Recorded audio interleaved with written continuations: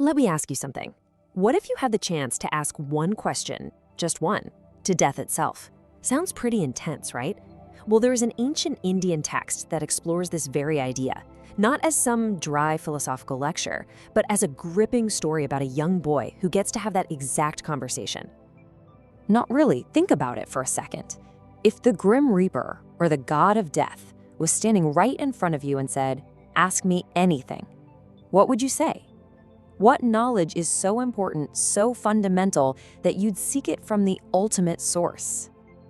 Well, hold that thought, because in an ancient Sanskrit text called the Katha Upanishad, a young boy gets that exact chance. And this isn't just a thought experiment, it's a story, a real high-stakes drama that's literally built around that very premise. So our story doesn't kick off in some lofty divine realm. Nope, it starts right here on Earth with a crisis of faith, a moment where a sacred ritual is going horribly wrong. We meet this great sage, a man named Vajrasrivasa, and he's in the middle of this massive sacrifice, one where the rules are crystal clear. You have to give away everything you own. The whole point is to show complete and total detachment. It's a huge act of faith. But his young son, Nachiketa, is watching, and he sees what's really going on. The cows his father is sacrificing are completely worthless. I mean, the text is incredibly specific here. They are pito yudaka. They've already drunk their last water. They're jugdatrina. They've eaten their last grass. They're old, they're barren, they're useless. Basically, his dad is just going through the motions, following the letter of the law, but completely missing the spirit of it. Now, Nachiketa is filled with something the text calls Shraddha. This isn't just blind faith, you know? It's more like this deep inner sincerity, this unshakable desire for things to be true and right. So trying to save his father from the bad karma of this fake sacrifice, he asks a perfectly logical question. He goes, "Dad, since you have to give away all your possessions, what about me? To whom will you give me?" And he doesn't just ask once, he asks again and again. And finally, his father, totally fed up and angry at being called out, just snaps. He shouts this curse that kicks the whole incredible journey into motion. "I give you to death." So, what do you do when your own father tells you to go to death? Well, if you're Nachiketa, you just go. And so begins his journey to the land of Yama, the god of death. Incredibly, Nachiketa is completely calm. He just accepts his fate and heads off to find Yama's home. He thinks to himself, you know, mortals ripen and fall like corn, and just like corn, they're born again. He's already moved past the fear of dying. But when he finally gets there, death isn't home. So he waits for 3 whole nights. He just waits at death's doorstep with no food, no water. And this isn't just about being patient. This is a profound act of self-purification, preparing him for the mind-bending knowledge he's about to receive.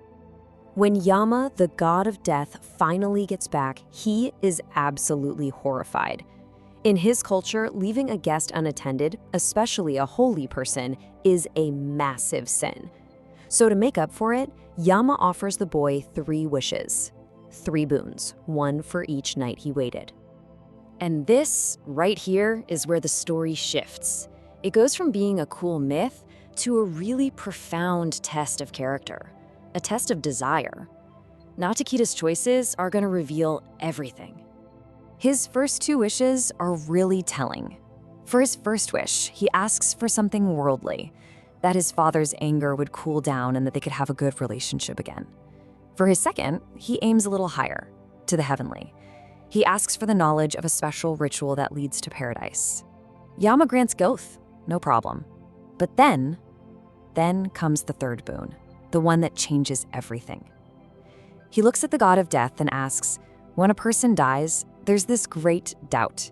Some say they exist, others say they cease to be. What's the real truth? And Yama just hits the brakes. He completely refuses to answer. He says this knowledge is way too deep that even the gods argue about it. So he tries to buy Nachiketa off. He offers him anything and everything: insane wealth, a super long life, control over the entire planet, even celestial dancers. He basically offers him every pleasure a human being could possibly imagine. But Nachiketa doesn't even blink. He sees right through it all. He says these things are fleeting, they only last until tomorrow, and they just wear you out. He tells Death, keep your horses, keep your dance and song, because a person can never ever be satisfied by wealth. By saying no to all that temptation, Nachiketa proves he's worthy. He has chosen between the two paths that we all face every day. There's Shreyas, the path of the good, the thing that's eternal and ultimately frees you. And then there's Preyas, the path of the pleasant, the stuff that feels good right now but is temporary and ultimately binds you. He chose the hard path of knowledge over the easy path of pleasure. Yama is completely blown away. He realizes this kid is the real deal, so he finally agrees to teach him the ultimate secret. And he explains it using one of the most powerful and practical metaphors in the history of philosophy. He shares what's known as the chariot allegory, and it's basically a user's manual for your own mind, a blueprint for the art of self-mastery. Okay, let's break this down because this is the absolute core of the teaching. Imagine you're a chariot. The chariot itself, that's your body. The horses pulling it, those are your five senses, always trying to gallop towards something that looks, smells, or sounds good. The reins, that's your mind, the connection between the driver and the horses. The driver of the chariot is your intellect, your ability to make good judgments. And the passenger, the actual owner of the whole setup, that's your true self, the quiet observer inside. So what happens when the driver, your intellect, is kind of asleep at the wheel or distracted? Well, the reins go slack, and those wild horses, your senses, just drag the chariot wherever they want to go, chasing every little pleasure and probably landing you in a ditch. That, my friends, is a chaotic, out-of-control life. But what happens when that driver is awake, alert, and holding the reins of the mind firmly? The horses of the senses are brought under control. The chariot moves smoothly and powerfully, not just randomly, but toward the destination that the passenger, your true self, actually wants to go. That is the journey of a masterful life.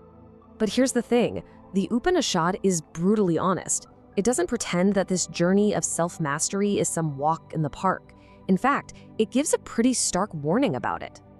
Getting this level of control is incredibly hard. The text warns that this path is sharp as a razor's edge. It requires constant awareness, constant vigilance. It's a path that is difficult to walk, and there's not a lot of room for error. And yet, even with that serious warning, the story's final message isn't one of fear. It's an urgent call to action, not just for Nachiketa, but for every single one of us. It's a command to start this journey for yourself. Arise, awake, and find wise teachers and learn the truth. And that brings this whole ancient story right back to us, right here and right now. It leaves us all with one final, incredibly important question to think about. Who or what is driving your chariot?